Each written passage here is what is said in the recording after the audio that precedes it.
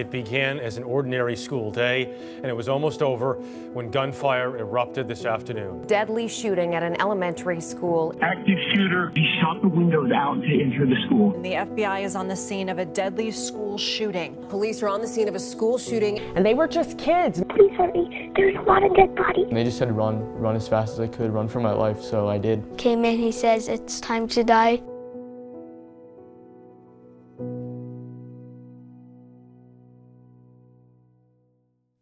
Are school shootings really evil?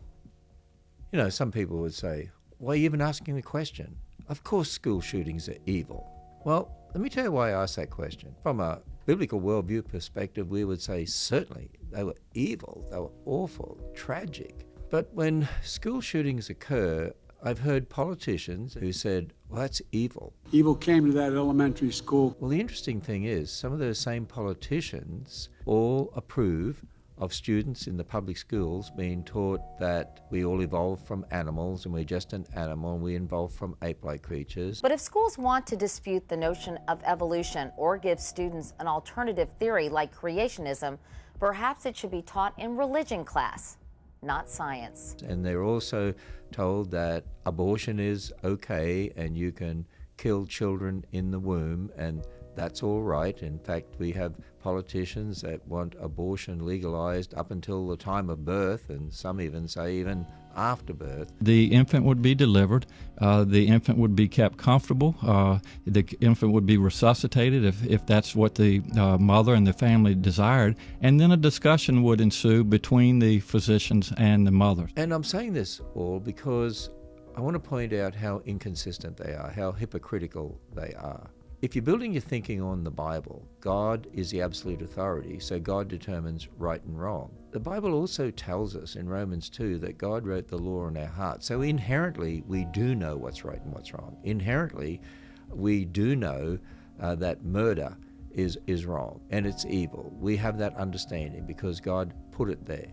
But when you have people who say, the Bible is not true, man just evolved, morality is relative, you can go and kill babies in the womb, then what right have they got to tell someone that killing people is evil? They're so inconsistent in all of that. Actually, what has happened is we've had generations of kids go through a secular education system, and secular really means anti-God. There's no neutral position. If you're not for Christ, you're against. So it's really an anti-God system. They're throwing God out, the Bible out, prayer out, creation out. They teach that you can explain everything by natural processes. Naturalism is really atheism. So they're taught that they're just an animal, so human life has no more value than an animal. That's what they're taught, that we evolved by chance random processes. They're told that abortion is okay. There's nothing wrong with abortion. Get rid of the consequences of their actions. As we think about that, is it any wonder that there are young people who go through that system who would consider, well, life is pretty meaningless anyway. You get rid of spare cats, get rid of spare kids.